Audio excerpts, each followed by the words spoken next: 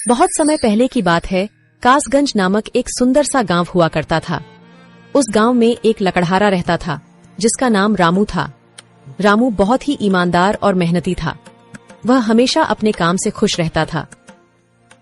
उसके पास ज्यादा पैसे नहीं थे, लेकिन वह अपनी जिंदगी से संतुष्ट था।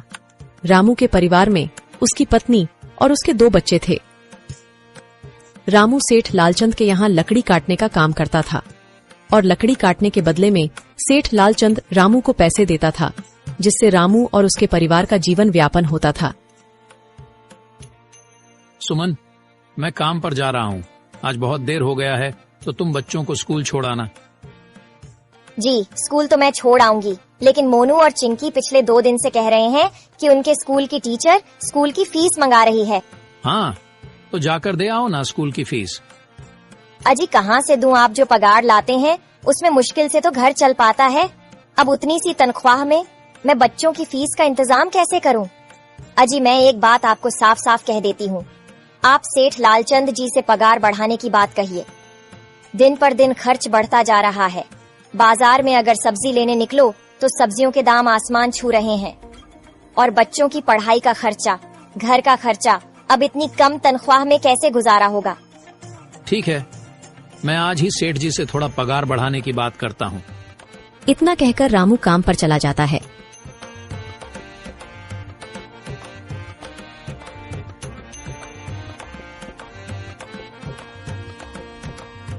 अरे भाई, आज तो पगार का दिन है। देखो, अब यह सेठ लालचंद कोई ना कोई लोचा जरूर करेगा। हमेशा कोई ना कोई बहाना बनाकर पगार कम कर देता है। और अगली बार तो मेरी आधी पगार काट ली थी, यह कहकर कि जो मैंने लालचंद जी से 200 रुपए उधार लिए थे, उसका ब्याज बढ़कर 1000 रुपए हो गया है। इसलिए मैं तुम्हारी पगार में से 1000 रुपए काट रहा हूँ। हाँ हरिया भाई, तुम एकदम ठीक कह रहे हो। ये सेठ लालचंद ना एक नंबर का चालाक और लालची इंसान है। एक तो दुगुना काम ले लेता है और बदले में पैसे भी पूरे नहीं देता। हाँ भाई, मेरे भी अगली बार सेठ लालचंद ने पगार काट लिए थे। मैंने बस 2 छुट्टी ली थी जब मेरी बिटिया बहुत बीमार थी, और इस लालचंद ने इस बात का फायदा उठाकर मेरी पूरी आधी पगार काट ली। हे भगवान, बस सेठ जी, इस बार मेरी पूरी पगार दे दें। बच्चों के स्कूल की फीस भी भरनी है।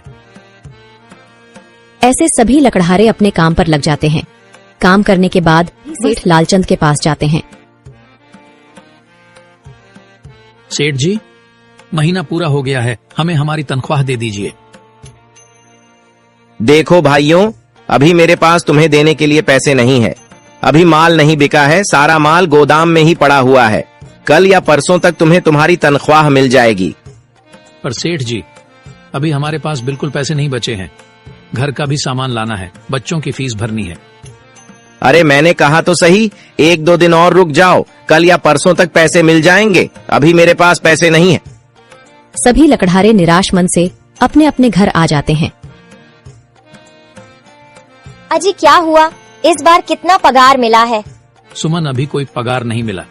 सेठ जी ने कहा है कि 1-2 दिन में पगार मिल जाएगा। पगार नहीं मिला? आपको तो पता है ना, बच्चों की फीस भरनी है। इनकी स्कूल टीचर ने आज साफ साफ चेतावनी दे दी है कि अगर कल फीस नहीं लाई तो बच्चों को घर पर ही बिठा लेना। अब बताओ मैं क्या करूं? मैं क्या करूं सुमन, ये सेठ जी समय पर कभी पैसे देते ही नहीं है। अब तो बस हम इंतजार के सिवा और कुछ नहीं कर सकते। 1-2 दिन की बात है, देख लेते हैं। ऐसे ही 2 दिन गुजर जाते हैं। 2 दिन बाद सेठ लालचंद सबको पगार देता है। अरे हरिया, ये ले अपनी इस महीने की पगार। सेठ जी, यह तो बस 2000 है। मैंने तो इस महीने 3000 तक का काम किया है। हाँ, काम तो किया है, लेकिन तूने 1-1 घंटे आराम भी तो किया है। ये पैसे उसी आराम के कांटे हैं।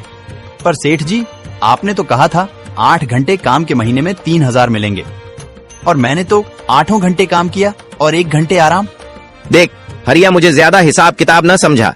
ये 2000 रख, अगर चाहिए तो, और अगर नहीं चाहिए तो कहीं और काम ढूंढ ले। बेचारे हरिया के पास उन पैसे को लेने की सिवाय और कोई रास्ता नहीं था। हरिया चुपचाप वह पैसे रख लेता है। रामू, ये लो तुम्हारे 2500 रुपए। पर सेठ जी, 2500 क्यों? मेरे तो पूरे 3000 बनते हैं ना। मैंने तो कोई छुट्टी भी नहीं की और ना ही कोई आराम। मैंने तो अपना सारा काम समय पर किया है। हाँ, समय पर तो किया है, पर इस समय बाजार में लकड़ियों का दाम काफी सस्ता हो गया है। इस वजह से अभी तुम्हें भी पगार कम ही मिलेगी जब तक लकड़ियों का दाम नहीं बढ़ता। पर सेठ जी, बात तो 3,000 की हुई थी ना, अब 2,500 में मैं कैसे घर चलाऊंगा? बच्चों की स्कूल की फीस भी भरनी है सेठ जी। इस बार आप पूरे पैसे दे दीजिए। 2,500 ही मिलेंगे तुझे। यहाँ काम करना है तो कर, वरना कहीं और काम ढूंढ ले। बेचारे हरिया के पास उन पैसे को लेने के सिवाय और कोई रास्ता नहीं था।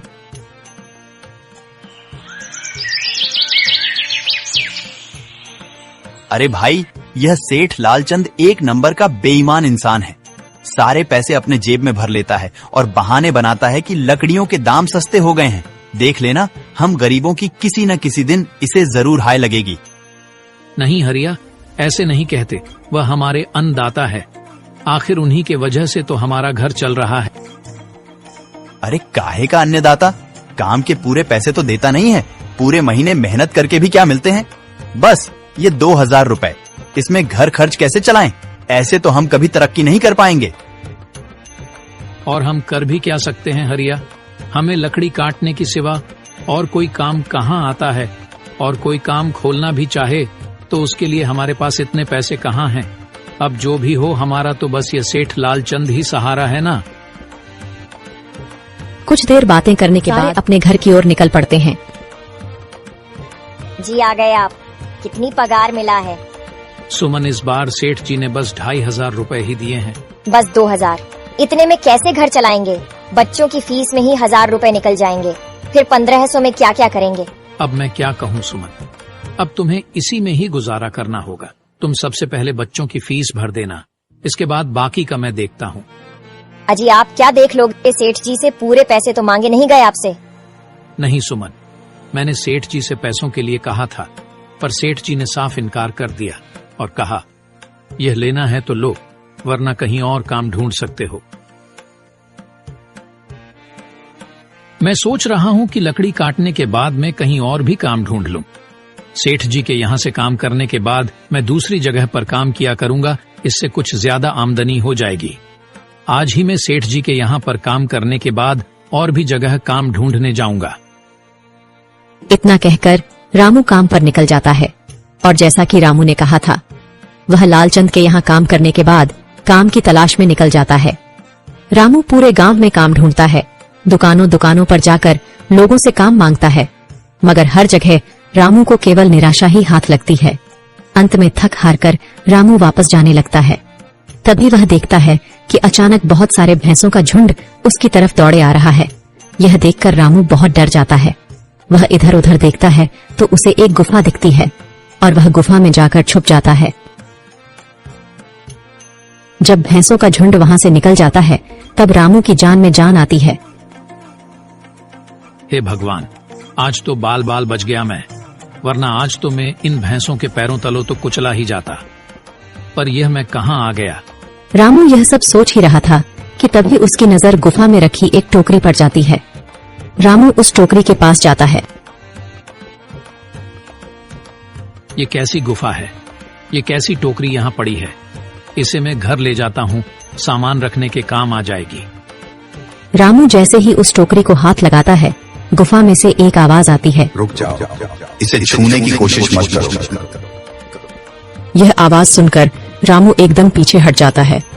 तभी गुफा में एक जिन्न प्रकट हो जाता है और वह रामू से कहता है, कौन हो तुम और मेरी गुफा में क्या कर रहे हो? मुझे माफ करना, आप जो भी हो।